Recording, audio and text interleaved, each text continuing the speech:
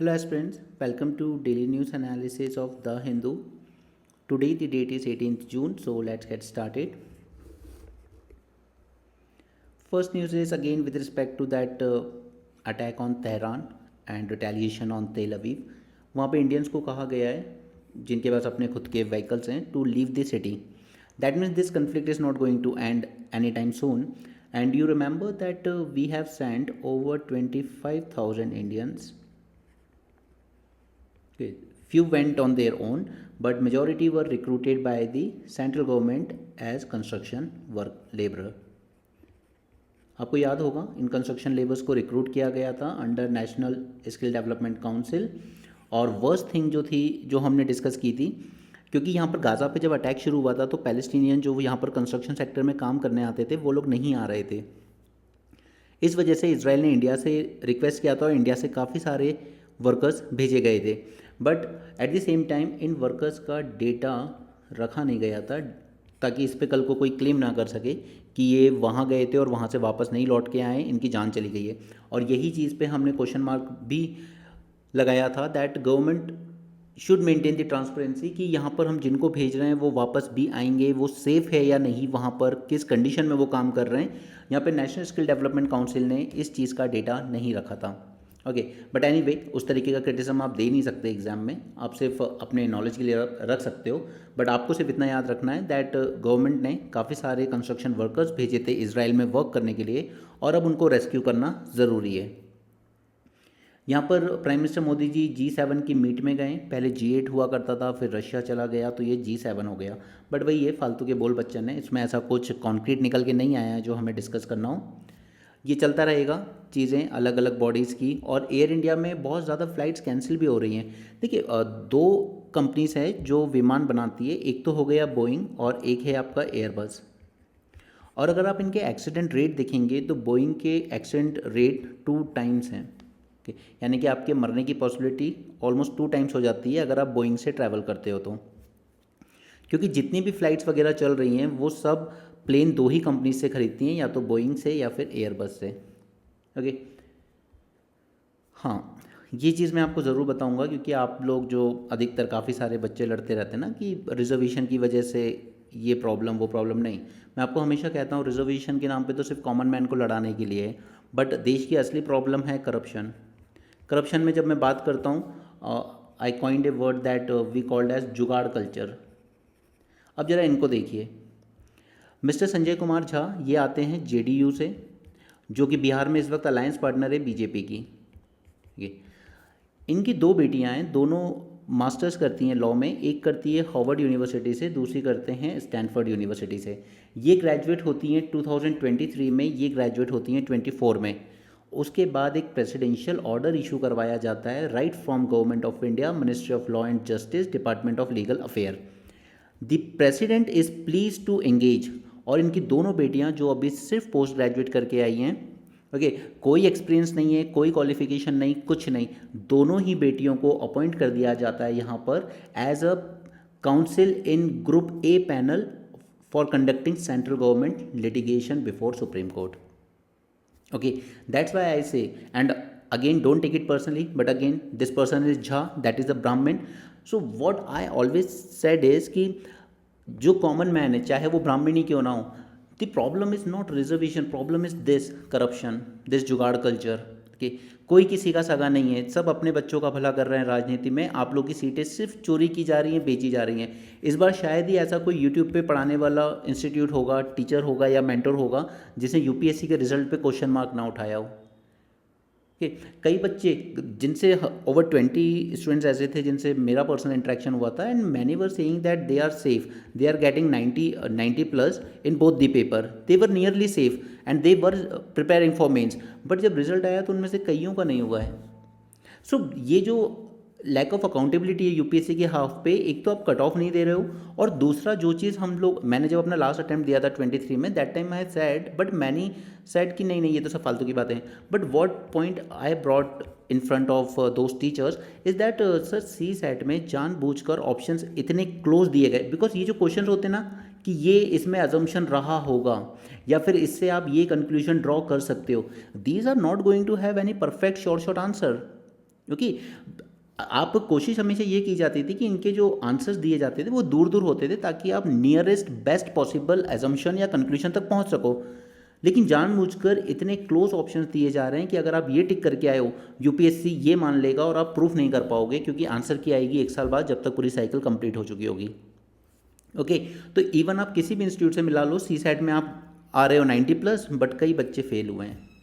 ये सारी lack of accountability है, इसलिए मैं बार बार एक वर्ड यूज़ करता हूँ स्पीकर स्पीकर, कुछ याद दिलाने के लिए आपको। ओके, सो ये जो चीज़ें हो रही हैं आज गवर्नमेंट में, ये ना तो जनरल कैटेगरी के बच्चों के लिए ठीक है, ना रिजर्व कैटेगरी के बच्चों के लिए ठीक है, किसी के लिए ठीक नहीं है। अगर फाइट करनी है तो इन चीज़ों के अगेंस्ट करो, एक दूसरे से फाइट नहीं करना, उसका कोई सेंस नहीं बनेगा। ओके, क्योंकि यहाँ पर कुछ लोग हैं जो डिजर्विंग ना होते भी, कई बच्चे हैं जो कोर्ट में, लॉ कॉलेजेस में, रिसर्च में सालों साल रगड़ते रहते हैं, लेकिन वो इस पोजीशन तक नहीं पहुँच पाते। एंड वी डोंट माइंड अगर इनको बीजेपी पे कर रही हो, वी डोंट केयर, बट ये पैसा जाएगा आपके पैसे से। ओके, क्योंकि ये सेंट्रल गवर्नमेंट के बिहाफ में होगा सब कुछ, और इनको जो सैलरी पे की जाएगी वो आपके यानी कि टैक्स पेयर का मनी जाएगा यहाँ। बीजेपी अपने पर्सनल हायर करे, कुछ भी करे, we don't care, okay, but this is a concern for every citizen. State पीएससीज के हाल आप लोगों को पता ही हैं, यूपीएससी पे क्वेश्चन मार्क उठ रहे हैं, दूसरी तरफ इस तरह की चीज़ें आ रही है। अभी थोड़े दिन पहले हमने डिस्कस किया था, सुप्रीम कोर्ट ने ऑर्डर दिया था दैट मैंडेटरी 3 ईयर प्रैक्टिस, अगर आपको डिस्ट्रिक्ट जज का भी एग्ज़ाम अपीयर करना है तो 3 ईयर की प्रैक्टिस मैंडेटरी कर रहे हैं वो। ऑलरेडी बच्चा पास होते होते 5 साल के कोर्स में 22 साल का हो जाता था। ये सारी बातें हमने की थी, प्लस अब आप 3 साल के और रिक्रू ये मांग रहे हो उससे। उसके बाद स्टेट पीएससी जो है वो यहाँ पे जुडिशियल सर्विस का एग्ज़ाम रेगुलर कराते ही नहीं है, कई बार 3 साल में एक बार आ रहा है, कई बार 4 साल में एक बार आ रहा है। ये बच्चा हो जाएगा करते करते 28, जब जाके वो इस एग्ज़ाम के लिए अपीयर हो पाएगा डिस्ट्रिक्ट जज बनने के लिए। But what these nepo kids are getting, okay, they are getting outrightly just graduate, ठीक है।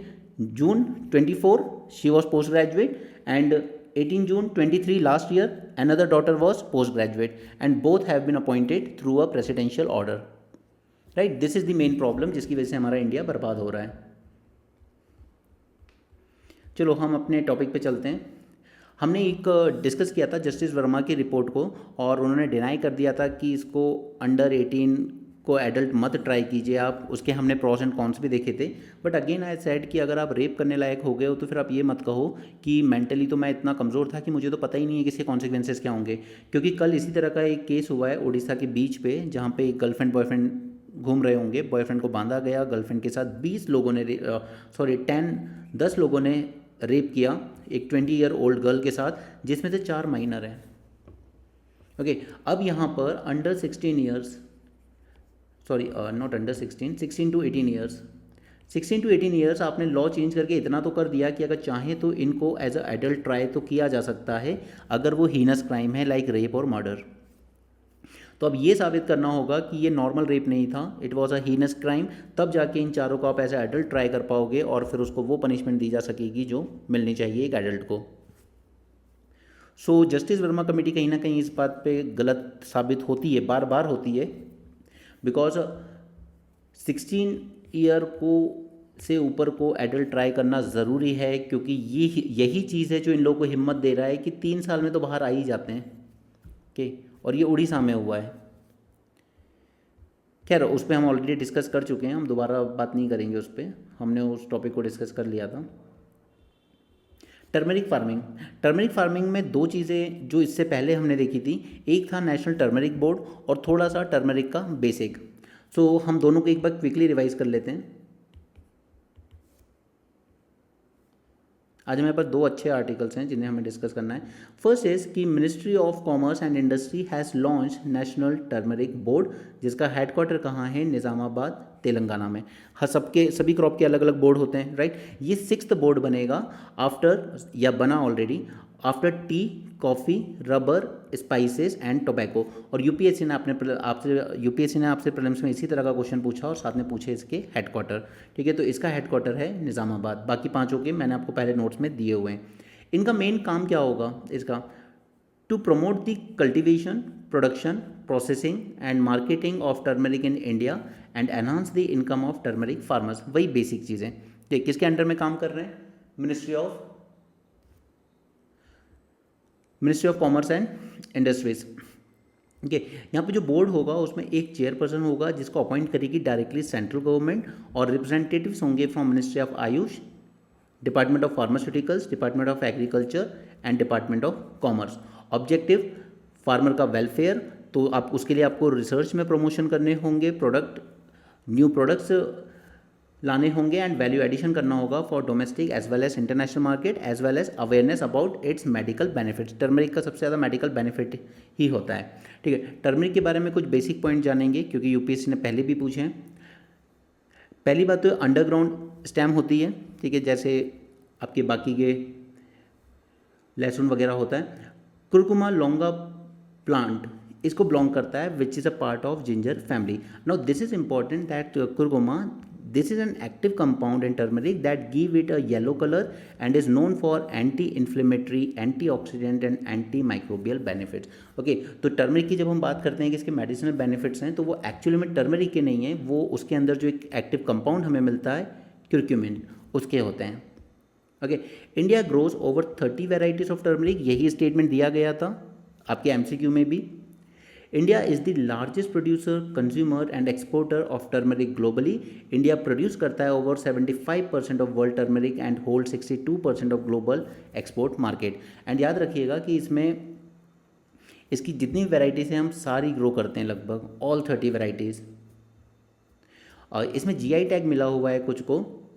लाकाडोंग टर्मरिक जो कि मेघालय की है, कंधमल टर्मरिक ये तो सबने सुनी होगी उड़ीसा की, Erode turmeric Tamil Nadu, Armoor turmeric Nizamabad Telangana, they have got the GI tag. Okay, so ये पॉइंट आपके लिए बहुत ज़रूरी हो जाता है। दूसरा ये जो हम आंसर में यूज़ करेंगे, और ये आपके प्रीलिम्स के लिए करक्यूमिन क्यों ज़रूरी है।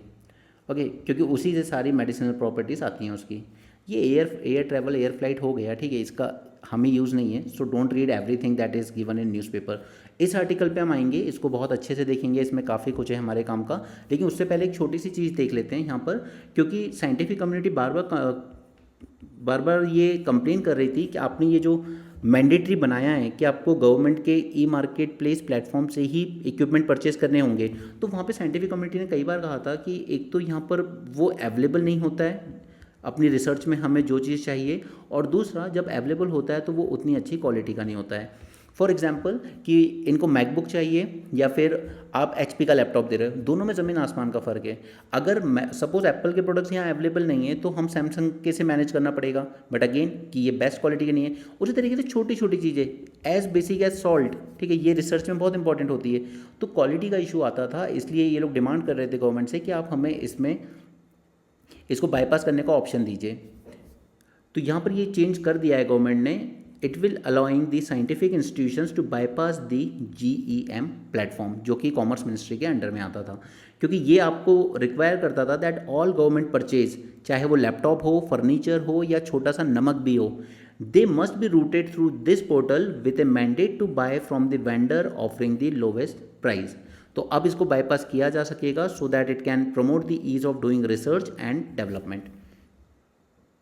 ओके, सिंगल पॉइंट चेंज हुआ है, फालतू का उस पर आर्टिकल लिख देते हैं लोग, बट एक सिंगल सा पॉइंट था जो हमने लिख लिया है अपने काम का।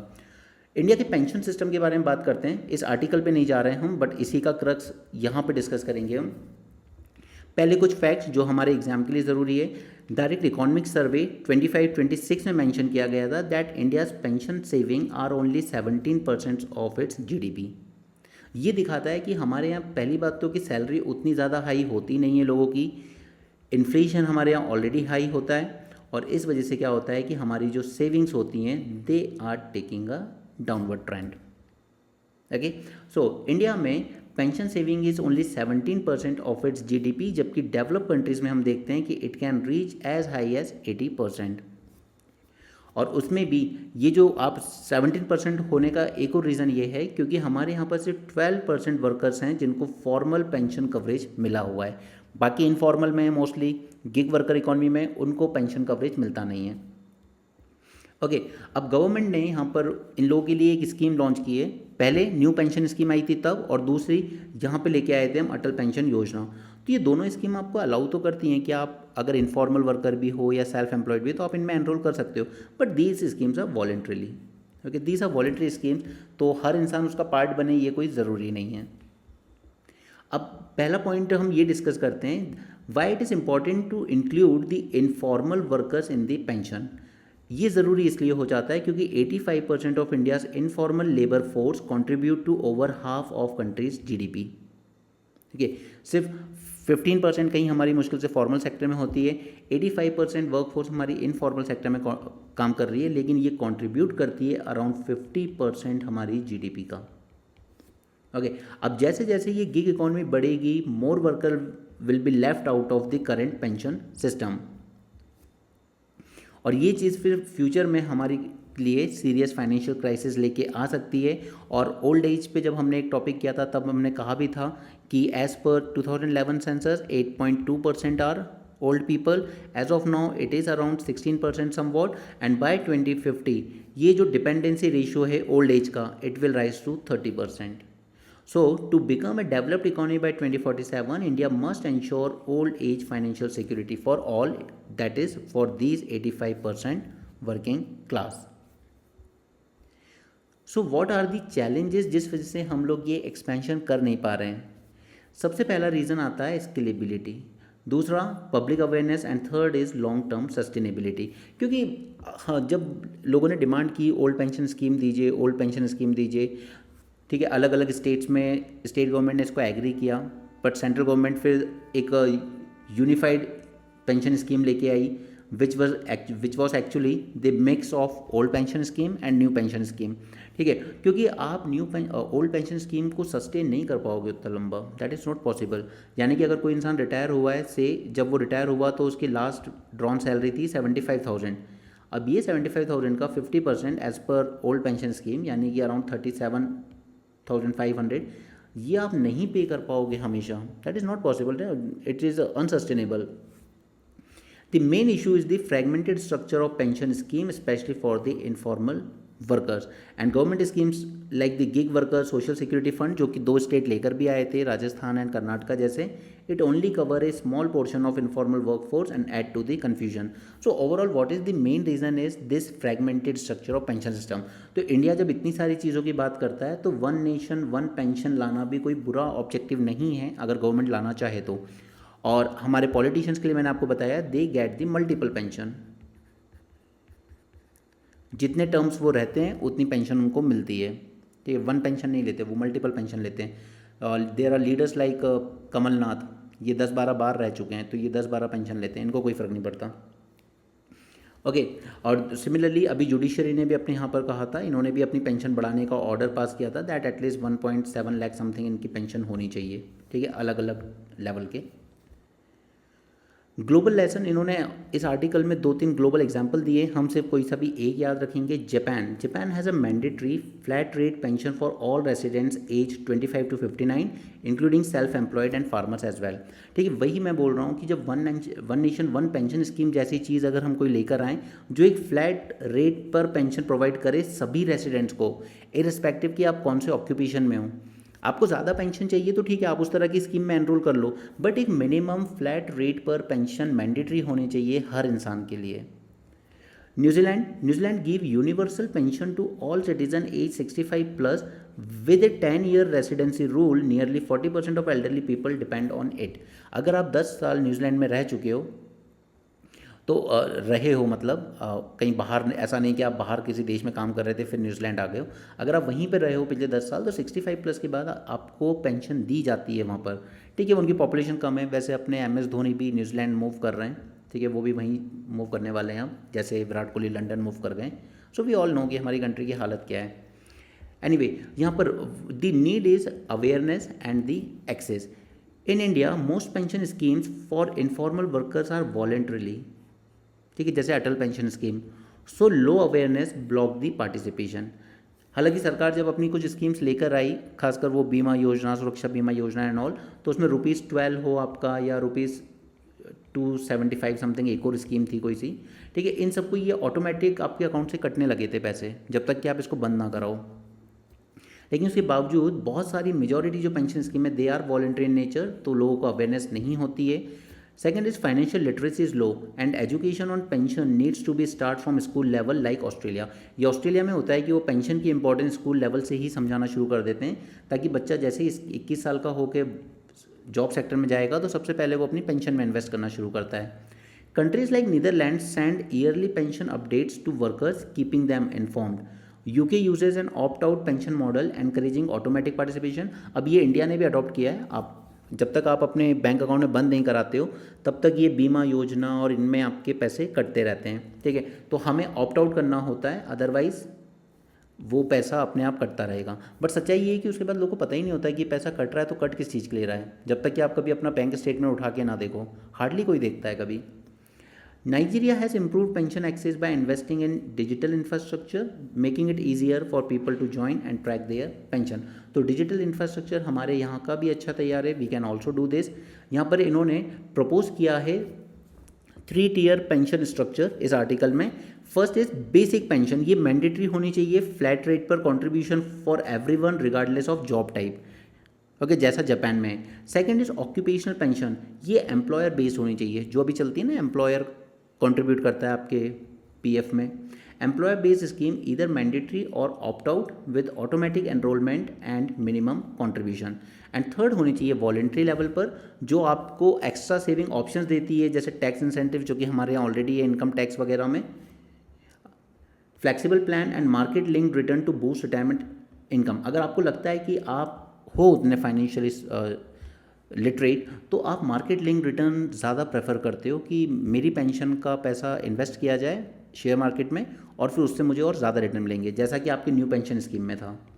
लेकिन न्यू पेंशन स्कीम में हो ये रहा था कि उसके बाद भी पेंशन बहुत कम आ रही थी, तो लोगों ने डिमांड करना शुरू किया कि आप ओल्ड पेंशन ही दीजिए हमें, ठीक है। तो ये 3 टियर की पेंशन स्कीम्स हम लोग अपने यहाँ ला सकते हैं, जिसमें से ये सबसे ज़्यादा इंपॉर्टेंट होगी। मैंडेटरी फ्लैट रेट कॉन्ट्रीब्यूशन होना चाहिए सभी का रिगार्डलेस ऑफ जॉब टाइप। की रिफॉर्म्स, जो 3 मेजर चैलेंजेस थे, स्केलेबिलिटी, सेंसिटाइजेशन एंड सस्टेनेबिलिटी, यही हमारे की रिफॉर्म्स बनने चाहिए। और इसमें सबसे पहला स्टेप होगा to unify all the scattered pension scheme. ये जितनी अलग अलग चल रही, क्योंकि सभी स्टेट गवर्नमेंट की अपनी अपनी पेंशन स्कीम चलती हैं, इन सबको बंद करके नेशनल लेवल पर वन नेशन वन पेंशन जैसी चीज़ लेके आनी चाहिए। और उसमें सबसे इंपॉर्टेंट प्रोविजन होना चाहिए mandatory flat rate contribution for everyone, यानी कि एक बेसिक पेंशन हर इंसान के बननी चाहिए। इसके अलावा और एडिशनल मेजर में तो सबसे इंपॉर्टेंट होगा फाइनेंशियल अवेयरनेस, बहुत कम लोगों को होती है। ऑस्ट्रेलिया की तरह हम भी स्कूल कॉलेज से ही अगर अर्ली अंडरस्टैंडिंग बनाना शुरू कर दें फॉर पेंशन प्लानिंग तो that will be easy. Second is easy to use digital platform for pension enrollment and tracking, and third one is we need to make it mandatory to issue the annual pension entitlement statements to increase the transparency, and strict investment rules and oversight to keep pension funds liquid and well managed for a long term। यहाँ पे liquid रखने की बात इसलिए important है क्योंकि ऐसा ना हो कि आपने जिस पेंशन स्कीम में भी एनरोल किया, जैसे LIC आजकल अडानी के शेयर्स खरीद रहा है, अभी अडानी के शेयर्स खरीदे हैं उसने, करीब 5,000 करोड़ समथिंग के शेयर्स खरीदे और अकेले LIC नहीं खरीदे और किसी ने नहीं खरीदे, किसी ने इन्वेस्ट ही नहीं किया अडानी के स्टॉक में, इस बार सिर्फ LIC ने किया। तो ऐसा ना हो कि पेंशन का काफ़ी सारा फंड LIC कॉरपोरेट के शेयर्स खरीदने में लगा दे और जब आप विड्रॉ करने जाओ तो कहे कि अभी लिक्विडिटी क्रंच चल रहा है, अभी नहीं दे पाएंगे। ओके, सो ये भी बहुत ज़रूरी है। तो आप यहाँ से सिर्फ फर्स्ट, सेकेंड और फोर्थ पॉइंट याद रखिए जो हम लोग और मेजर यूज़ कर सकते हैं। कंक्लूजन को आप एज इट इज़ याद रखेंगे तो आपके लिए अच्छा रहेगा। We are in third nuclear age, yes. देखिए, फर्स्ट न्यूक्लियर एज वो थी जब USA USSR 2 ब्लॉक बन चुके थे और एक तरीके की आर्म्स रेस चलने शुरू हो गई थी, ठीक है, यानी कि cold war era. Second wave वो बनी जब कोल्ड वॉर ख़त्म हुई और दोनों ने थोड़ा थोड़ा अपने आप को रिस्ट्रिक्ट करना शुरू किया, अलग अलग ट्रीटी लेकर आए, New START treaty and so on, USA और रशिया, और इन्होंने अपने जो वॉर हेड्स हैं, nuclear warheads, rocket launchers, missiles, इन सब पे एक रिस्ट्रिक्ट लगा दिया, ठीक है। लेकिन इस सेकंड फेज़ में क्या हुआ कि US और रशिया तो अपने आप को रिस्ट्रिक्ट कर रहे थे, बट चाइना अपने आप को न्यूक्लियर आर्सेनल और ज़्यादा ग्रो करता जा रहा था। ओके, अब हम कहीं ना कहीं पहुंच चुके हैं थर्ड में आज हर एक कंट्री एक दूसरे को न्यूक्लियर अटैक करने की धमकी देती है। जैसे 22 में सबसे पहले रशिया ने ये वार्निंग दी कि हम यूक्रेन के अगेंस्ट यूज़ कर सकते हैं अगर इसी तरीके से वेस्टर्न कंट्रीज़, NATO कंट्रीज़ उसको सपोर्ट करती रहीं। दूसरा, अभी 2024 में जब से ट्रंप आया, ट्रंप की वजह से यहाँ पर यूरोपियन कंट्रीज़ में एक डाउट क्रिएट हो गया है, क्या अमेरिका वाकई यूरोप को प्रोटेक्ट कर सकता है। इसीलिए अब फ्रांस और यूके अपने न्यूक्लियर आर्सेनल को फिर से बूस्ट करना शुरू कर रहे हैं। और फ्रांस का मैंने आपको थोड़े दिन पहले बताया भी था, ये एक न्यूक्लियर अम्ब्रेला टाइप की चीज़ है कि हम अपने न्यूक्लियर वेपन्स दूसरी यूरोपियन कंट्रीज़ में भी डिप्लॉय कर सकते हैं। और फिर 2025 में अभी इंडिया पाकिस्तान वॉर में भी जिस तरीके का ट्रंप का स्टेटमेंट रहा कि दोनों कंट्रीज़ न्यूक्लियर थ्रेशोल्ड के काफ़ी करीब पहुंच चुकी थी। ओके, और फिर 2025 में ही अब दोबारा से यहाँ पर इजराइल ने जो अटैक किया है उसका यही कहना है कि हमें ईरान के सभी न्यूक्लियर साइट्स को डिस्ट्रॉय करना होगा, अदरवाइज़ ये एक और न्यूक्लियर पावर बन सकता है। अब जब न्यूक्लियर पावर की हम बात करते हैं तो P5 कंट्रीज़ तो आपकी न्यूक्लियर पावर है ही, ठीक है। इसके बाद इजराइल ने भी न्यूक्लियर पावर बन गया टेस्ट करके, इंडिया पाकिस्तान ने भी फॉलो किया और साथ में नॉर्थ कोरिया भी बन गया, ठीक है। तो अभी करीब 9 कंट्रीज ऐसी हैं जिनके पास न्यूक्लियर वेपन्स हैं और ईरान 10th कंट्री बनना चाहता है। अब इसको बनने के लिए आपको एटलीस्ट यूरेनियम को एनरिच करना होता है 90%, और ईरान ये क्लेम करता है कि उसने करीब 60% तक एनरिच कर लिया है। इसको रोकने के लिए ही इजराइल ने ये अटैक लॉन्च किया है।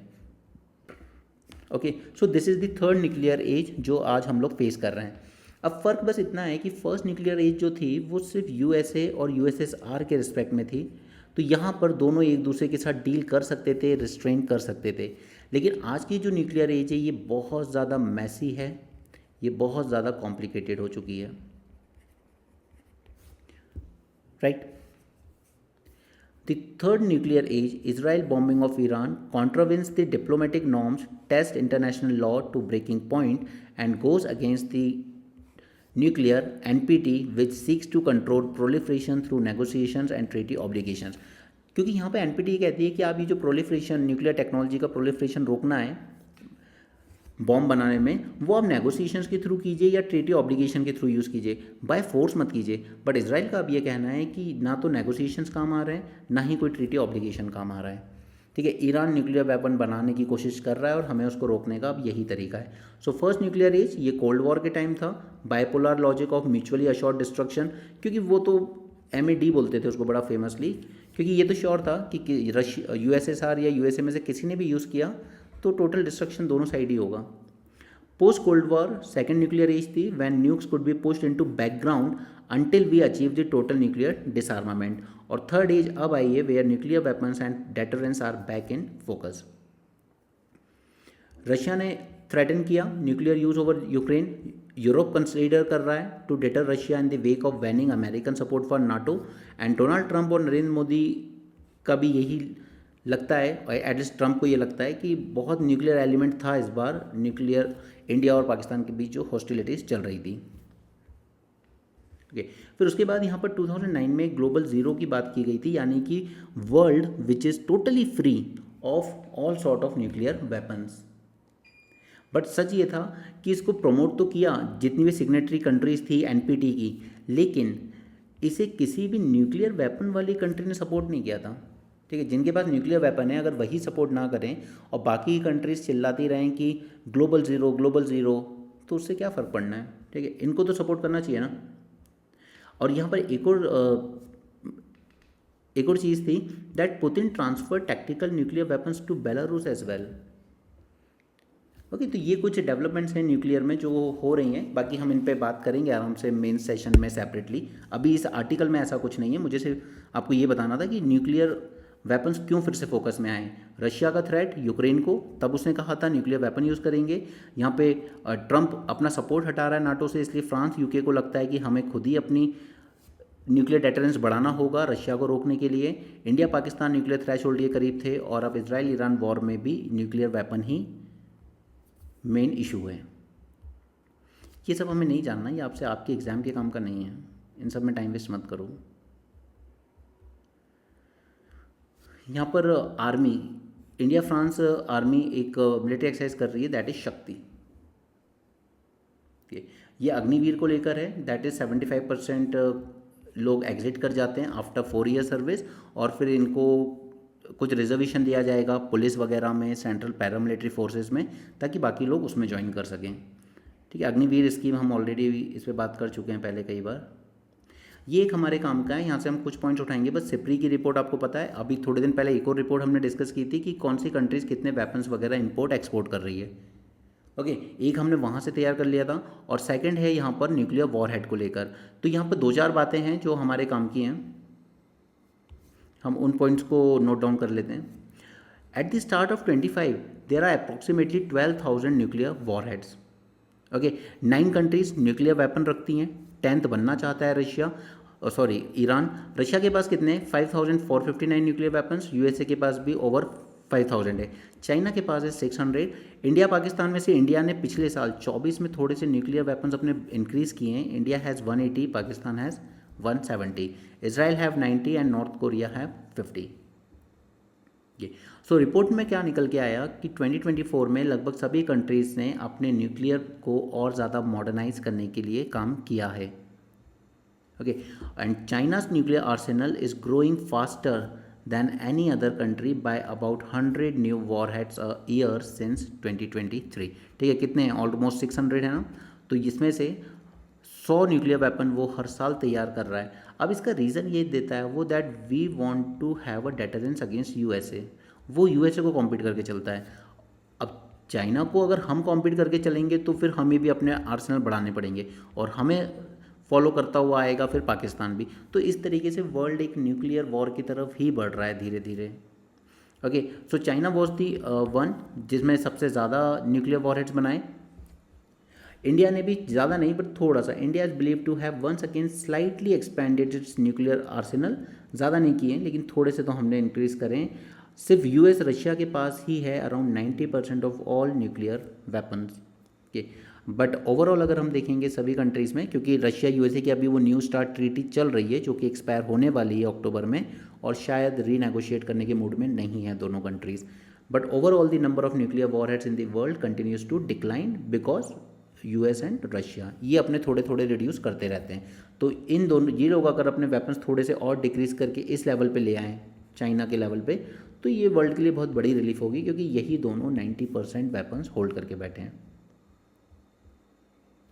CCI buy 100 lakh bales, one bale में होते हैं 170 kg of cotton at MSP। तो यहाँ पे पहली बात तो आ गई है कॉटन कॉरपोरेशन ऑफ इंडिया की, ठीक है, और दूसरा आ गया MSP, यानी कि आपको कॉटन के लिए MSP दी जाती है। इसके रिस्पेक्ट में हम एक और चीज़ पढ़ेंगे, कस्तूरी कॉटन भारत, ठीक है। ये थोड़े दिन पहले न्यूज़ में आया था, अराउंड कुछ मंथ पहले। ये इनिशिएटिव था मिनिस्ट्री ऑफ टेक्सटाइल का। Objective was of creating the premium value for cotton grown in India. अब याद रखिएगा कि इंडिया कॉटन की चारों वैरायटी ग्रो करता है, ठीक है। कॉटन पे हम कभी सेपरेट लेक्चर करेंगे, बट चारों वैरायटी ग्रो करता है ये। ओके, देन यहाँ पर ये कस्तूरी वाला मैं पहले पढ़ा चुका हूँ आपको जब हमने जनवरी में डिस्कशन किए थे। क्योंकि यहाँ पर इसने एक चीज़ बहुत अच्छी की है कि इसने क्वालिटी वगैरह को इंश्योर करने के लिए हमने यूज़ करे हैं यहाँ पे QR code verification and blockchain technology, ठीक है। इससे एक कंप्लीट ट्रेसिबिलिटी बनती है पूरी की पूरी चेन की, चाहे वो आपका अपने पहले Bharat tagged bales across the supply chain, आपने सर्टिफिकेशन टेक्नोलॉजी हर स्टेज पर जो भी हम प्रोसेसिंग वगैरह कर रहे हैं, फिर blockchain based software platform will provide end to end traceability and transaction certificate, क्योंकि यही इंश्योर करेगा हमारी क्वालिटी को, और फिर इसकी हमें ब्रांडिंग करके इंटरनेशनल मार्केट में इसे आगे बढ़ाना है। ओके, दूसरा कॉटन कमीशन ऑफ इंडिया की बात अगर करें तो this is a nodal agency responsible for purchasing cotton from farmers at MSP when market prices falls below government declared support. अब अगर कोई डायरेक्ट खरीद ले प्राइवेट वाला फार्मर से तो दैट्स फाइन, ठीक है, लेकिन अगर वो नहीं खरीद रहा है तो फिर CCI की जिम्मेदारी बन जाती है कि अगर मार्केट प्राइस सपोज मिल रहा है आपको से 100 रुपीज़, लेकिन MSP सरकार ने सेट की है 120 रुपीज़, और प्राइवेट वाले नहीं दे रहे हैं, तो फिर आप 120 में परचेज़ कीजिए।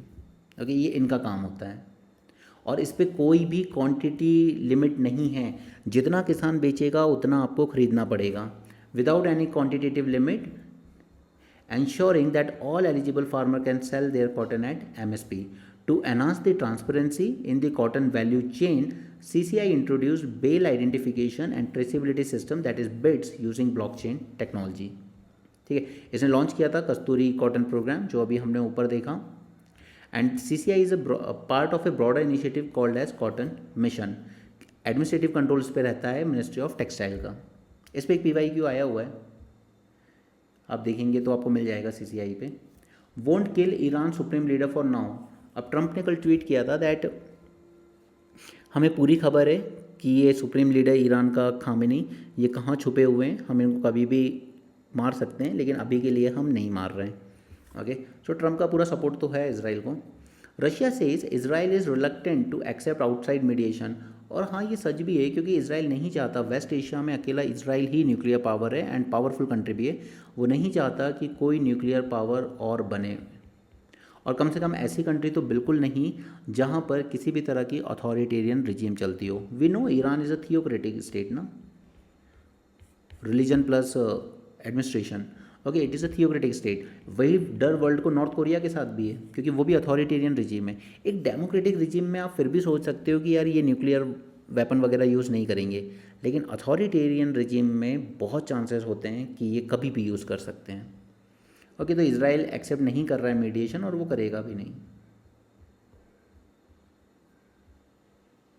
ये सब मत पढ़ा करो, मतलब ये ठीक है रिसर्च पर्पज से ठीक है, लेकिन अगर इसका हमारे एग्जाम में कोई रेलेवेंस नहीं है तो don't waste your time in that. Okay, यहाँ पे सिंथेटिक अपर्चर रडार, ये जब मैंने आपको निसार पढ़ाया था तब भी मैंने आपको समझाया था इनमें फ़र्क क्या होता है, कि यहाँ पे मैंने आपको नोट दोबारा भी दिए हुए हैं। निसार क्या होगा, हमारा एक लो अर्थ ऑब्जर्वेटरी बनाई जाएगी जो हम लोग प्लेस करेंगे in sun synchronous orbit at an altitude of 747 kilometre.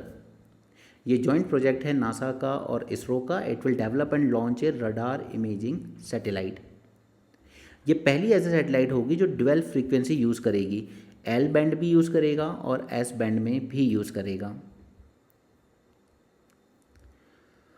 Okay, इसकी कुछ यूनिक बातें हैं जो मैं आपको यहाँ से बता देता हूँ। सिंथेटिक अपर्चर रडार की खास बात यह है कि चाहे बारिश हो रही हो, बादल हो, कुछ भी हो, अंधेरा हो, doesn't matter, it can take sharp pictures even when it's dark और क्लाउडी। तो ये आपको 24/7 एक अच्छी हाई क्वालिटी की इमेजेस जनरेट करके दे सकता है। अब ये दूसरी सैटेलाइट नहीं दे पा रही, फिर ये कैसे दे पाएगा? ये दे पाएगा क्योंकि ये यूज़ करता है माइक्रोवेव्स को।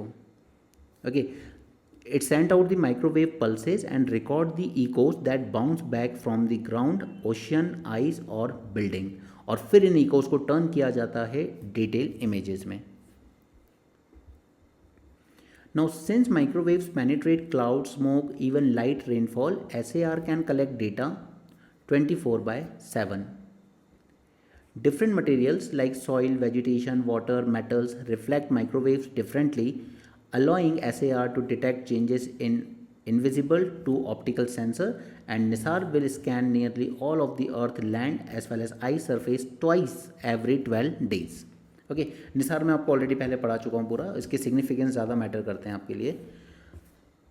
All right, so that's it for this session. And कल मैं आपके साथ रिकॉर्डिंग नहीं कर पाया था क्योंकि कुछ हेल्थ इशू चल रहा है तो डॉक्टर के यहाँ विजिट करना था, बट मैंने आपको न्यूज़पेपर हाईलाइट करके दे दिया था और उसमें कुछ ऐसा था भी नहीं जो हमने पहले डिस्कस ना किया हो, रिपीटेड न्यूज़ थी, सो मैंने हाईलाइट भी कर दिया था और एक्स्ट्रा चीज़ें भी दे दी थी उसमें। ठीक है, आपको न्यूज़पेपर व्हाट्सएप ग्रुप पे मिल जाता है डेली।